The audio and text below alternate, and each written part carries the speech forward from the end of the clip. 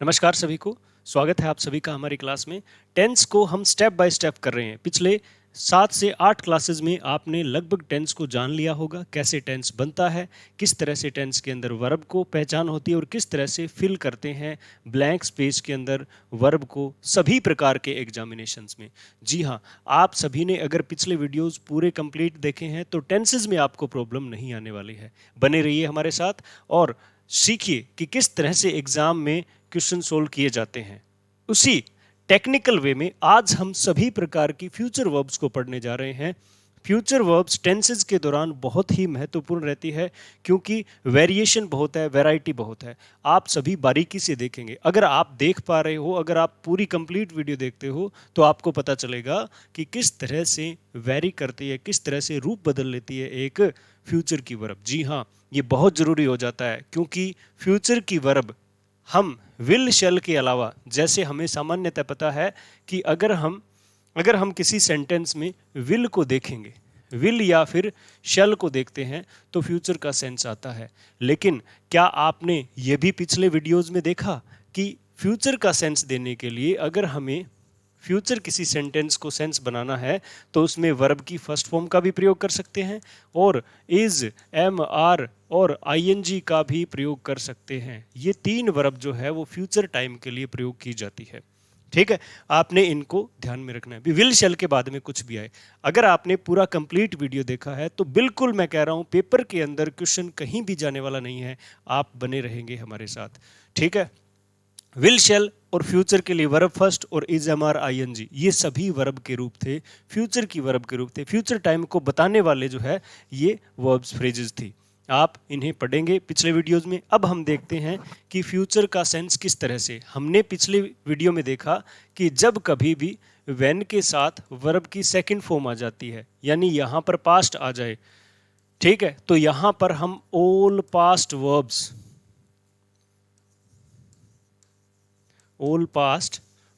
इन सारी वर्ब्स का जिक्र करते हैं। जैसे verb second, was were ING, had third form और हैड बीन आईएनजी, इन सभी का प्रयोग कल हमने देखा था, पिछली क्लास में हमने देखा था। अब हम जानेंगे कि फ्यूचर कैसे। हमने ये देखा था कि यहां अगर पास्ट है तो यहां भी पास्ट होना चाहिए, ठीक है। लेकिन एक सेंटेंस देखिए कैसे आता है कि when I come they will be playing. ये सेंटेंस ग्रामेटिकली एक्सेप्टेड, बिल्कुल ओके है। यहां पर देखिए व्हेन के साथ वर्ब की फर्स्ट फॉर्म का प्रयोग किया जा रहा है और विल बी प्लेइंग फ्यूचर आ रहा है। तो इसका मतलब क्या मैं ये समझूं कि यहां पर अगर पास्ट है तो यहां पास्ट सिर्फ पास्ट में ही होगा? क्या यहां पर फ्यूचर है तो यहां फ्यूचर का प्रयोग नहीं किया जाएगा? ये कैसे हो गया कि यहां वर्ब की फर्स्ट फॉर्म है और यहां फ्यूचर आ रहा है? ये डिफरेंस कैसे क्रिएट करें, यही तो जानना है हमें। यही तो पहचानना है कि किस तरह से हम आगे इसको कंटिन्यू करें। देखिए, जब कभी भी हमें सेंटेंस में वर्ब फिल करनी होती है तब हमने वर्ब फर्स्ट में देखा था कि सबऑर्डिनेटिंग कंजंक्शन यानी सबऑर्डिनेटिंग कंजंक्शन ऑफ टाइम यानी हम बात करेंगे व्हेन, हम बात करेंगे बिफोर, हम बात करेंगे आफ्टर की। When, before, after. और सबऑर्डिनेटिंग कंजंक्शन ऑफ कंडीशन के लिए हम बात करेंगे इफ, अनलेस की। ये सभी वो वर्ड्स है जो हम सबऑर्डिनेटिंग कंजंक्शन के रूप में यूज करते हैं। तो इनके लिए हमने वर्ब की फर्स्ट फॉर्म में एक्सप्लेन किया था, आप देख सकते हो अगर नहीं देखा है तो, कि जब कभी भी इन सभी के प्लस में विल शैल लगा दिया जाता है, विल या शैल लगा दिया जाता है तो ग्रामेटिकली अनएक्सेप्टेड होता है, उनको सही नहीं माना जाता। ठीक है, तो हमें यानी ऐसे सेंटेंस मिला, आई will have completed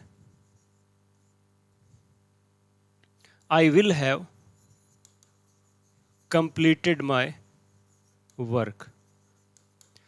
I will have completed my work, मैं अपना कार्य पूरा कर चुका हूंगा। तो अगर ये आता है तो यहां पर किस तरह की वर्ब का हम प्रयोग करें ताकि फ्यूचर का सेंस है। विल शैल हमें नहीं लगाना है, तो हम यहां पर लिख देते हैं when you, कि जब तुम, और हमें वर्ब भरनी है कौन सी? कम की। ये वर्ब भरनी है।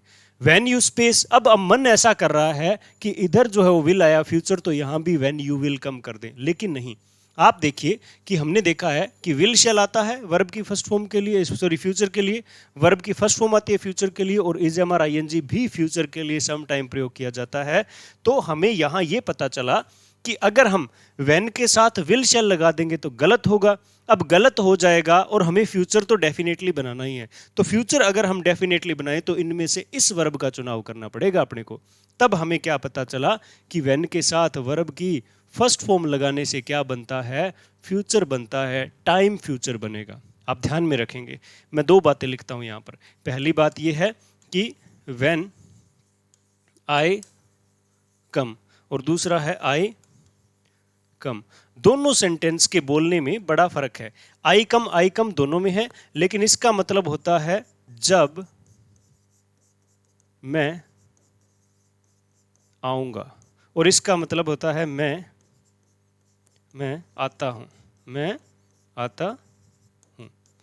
अब देखिए, व्हेन आई कम जब मैं आऊंगा, आई कम मैं आता हूं। यानी आपको अच्छे से पता लग रहा होगा डिफरेंस क्या है कि when, before, after, if, until, unless के साथ जब हम वर्ब की फर्स्ट फॉर्म अटैच कर देते हैं, फिल कर देते हैं, तो मतलब गागेगी से हिंदी बना। थोड़ा सा मैं बोल रहा हूं तीसरी चौथी पांचवी नहीं, सातवीं आठवीं के लेवल का बोल रहा हूं कि गागेगी एक्सेट्रा, लेकिन it will be very effective in the examination, take care of it.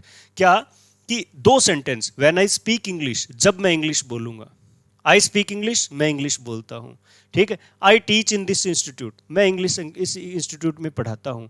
When I teach in this institute जब मैं पढ़ाऊंगा, तो व्हेन के साथ वर्ब की फर्स्ट फॉर्म फ्यूचर होता है। ये आप एक रूल जो है वो बना लीजिए, ठीक है।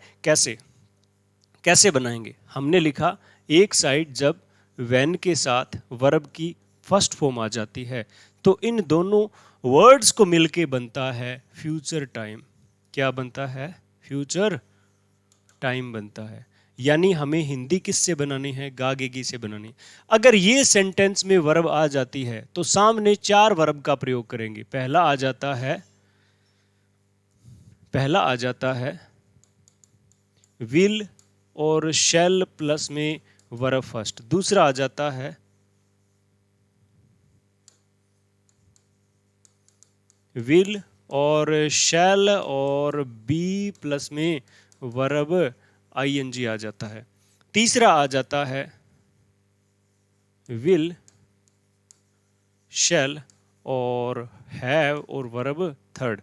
और चौथा आ जाता है विल, शैल, हैव, बीन और वर्ब आईएनजी, ये आ जाता है। यानी हमें अगर व्हेन के साथ वर्ब की फर्स्ट फॉर्म मिले तो इसको फ्यूचर मानेंगे, तो सामने हमें भी फ्यूचर ही वर्ब लिखना है। बहुत सारे एग्जाम्पल्स इसको हमें रेनन मार्टिन में, थॉमसन एंड मार्टिनेट में या हर किसी किताब में बहुत सारे सेंटेंस मिलने वाले हैं। क्यों, एग्जाम क्या कहता है, एग्जाम कहता है कि हम आपसे वो पूछेंगे जिसमें टेक्निकल जो है वो टेक्निक्स का प्रयोग करना पड़े। तो यहां पर पास्ट, यहां पर पास्ट, साधारण बातें हैं वो आती रहेगी। एडवर्बियल एगो दे दिया पास्ट।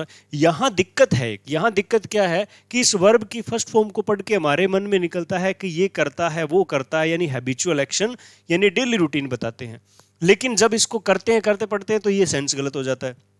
यहां पर विल शैल हम अकॉर्डिंग टू ग्रामेटिकल स्ट्रक्चर्स हम प्रयोग कर नहीं सकते, ठीक है, हम इसका प्रयोग कभी कर नहीं सकते। तो हमें क्या करना है, वर्ब की फर्स्ट फॉर्म लगाना। सेंटेंस देखिए जरा, सेंटेंस कुछ इस तरह से प्रयोग किए जाएंगे कि व्हेन शी, स्पेस छोड़ना है और हमने करना है अराइव। अराइव वर्ब भरनी है। क्या वर्ब भरनी है, अराइव वर्ब भरनी है। When she space arrive they will have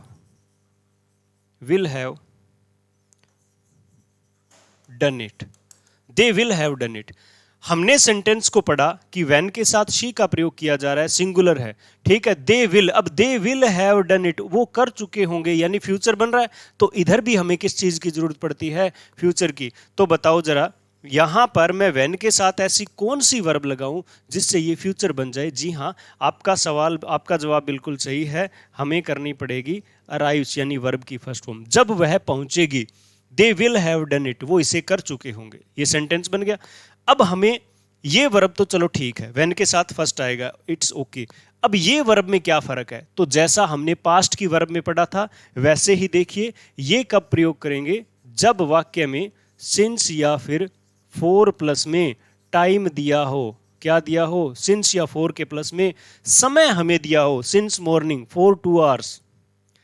ये जब हमें दिया हो तो हम क्या करते हैं? बीन आईएनजी वाली वर्ब का प्रयोग करते हैं। वंस अगेन मैं कहता हूं, यहां प्रेजेंट सिंपल और यहां फ्यूचर सिंपल। टाइम तो टाइम और टेंस अलग है। When plus will first, when plus verb first, ये बन जाता है फ्यूचर टाइम। तो यहां कब क्या करेंगे? सामने विल शैल फर्स्ट फॉर्म का प्रयोग का तब करेंगे जब हम क्या कर रहे हो? समय देखिए, समय एक जैसा हो। When she arrives I will go there, मैं पहुंच जाऊंगा वहां पे। अब देखो आना जाना, ठीक है। व्हेन शी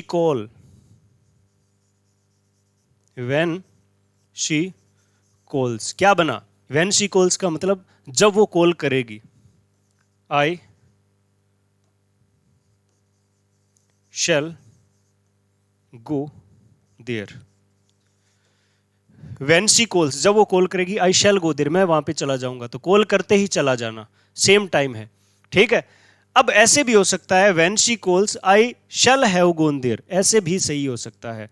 तो सामान्य बात यह है कि हम वर्ब की फर्स्ट फॉर्म आते हैं, ये भी भर सकते हैं, ये भी वर्ब कर सकते हैं, ये भी कर सकते हैं और ये भी कर सकते हैं।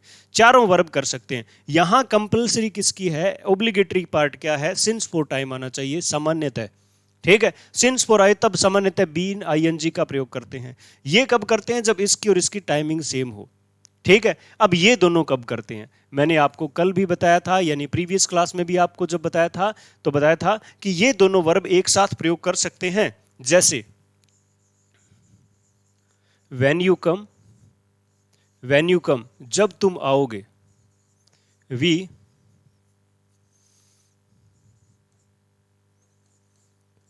will be doing our work। Our work होता है कि जब तुम आओगे हम अपना कार्य कर रहे होंगे। और दूसरा when you come, we will have done our work। ये भी सही है, दोनों ही सही है। यानी ऐसा कार्य जिसमें कंटिन्यूटी भी हो सकती है और जस्ट स्टॉप्ड भी हो सकता है, अभी किया हुआ हो सकता है। दोनों में क्या करेंगे? वर्ब के जो है वो बीआईएनजी और हैव थर्ड फॉर्म का प्रयोग कर सकते हैं। अब इन दोनों में फर्क क्या है? फर्क सेम है। यहां पर आईएनजी में कभी भी स्टेटिव वर्ब का प्रयोग नहीं करेंगे। जैसे sentence when we reach, when I ask him,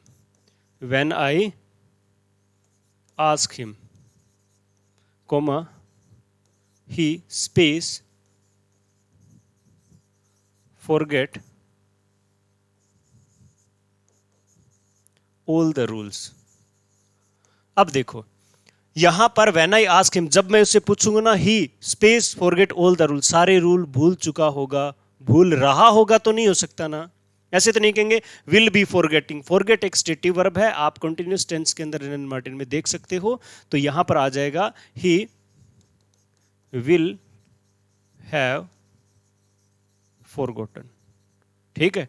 forgotten आ सकता है, फॉरगॉट आ सकता है, ठीक है। दोनों वर्ब आ सकती है। तो दोनों में फर्क क्या है कि अगर किसी सेंटेंस में आईएनजी का प्रयोग नहीं कर सकते तो हम उसको विल शैल बीआईएनजी में नहीं रखेंगे, will shall have third form में। इधर वाली साइड व्हेन के साथ, बिफोर के साथ, इफ के साथ, अंटिल के साथ फर्स्ट फॉर्म होनी चाहिए, है कि नहीं? ऐसे ही हम इसको देखेंगे। उसके बाद जो है एक और रूल पढ़ते हैं जिसके अंदर आता है बाय प्लस टाइम, यानी बाय प्लस में टाइम का प्रयोग बताया जाता है। यानी बाय प्लस टाइम का, अगर बाय प्लस टाइम आता है तो सामने आने वाली वर्ब क्या होनी चाहिए? फ्यूचर। फ्यूचर में भी दो वर्ब आनी चाहिए, एक तो होता है विल शैल हैव और वर्ब थर्ड, और एक होता है विल शैल हैव बीन और वर्ब आईएनजी, ये होता है। तो हमें क्या ख्याल रखना है? हमें यह देखना है कि जैसे आ सकता है by next year, by next year, by next year. अब बाय प्लस टाइम का मतलब होता है बाय नेक्स्ट ईयर, अगले साल तक, अगले साल तक, ठीक है। आई will have got the job, the job, ये हो जाएगा, मैं प्राप्त कर चुका होऊंगा इस जॉब को, ये हो गया। अब ऐसे होएगा by next year I will have been working here for 5 years। अब इस सेंटेंस में और इसमें क्या फर्क है? बाय नेक्स्ट ईयर, अगले साल तक, I will have been working, ये हैव बीन क्यों लगाया? क्योंकि 4 टाइम आ रहा था, साधारण सा डिफरेंस है।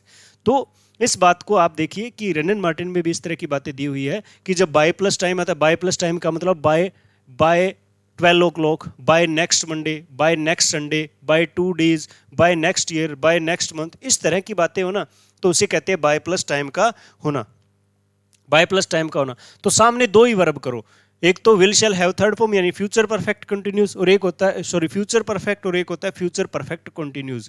कंटिन्यूस कब लगाएंगे? जब सिंस 4 टाइम दिया हुआ हो तब लगाएंगे। कुछ एक एक्सेप्शंस रह गए हैं, वो हम अगली क्लास में करेंगे। आपने शेयर करना, सब्सक्राइब करना भूलना नहीं है। टेस्ट देते रहें, सफलता की कुंजी टेस्ट है। आप इससे अपना जी नहीं चुराएंगे, कभी भी हारने की कोशिश नहीं करेंगे, ऐसे अपने आप को हारा हुआ महसूस नहीं करेंगे, और प्रयास जो है वो निरंतर चलने चाहिए। याद रहिए, 2 बहुत सेम एक जैसी नेचर के पेपर है आपके सामने, पार करने हैं दोनों, याद रखिए। धन्यवाद।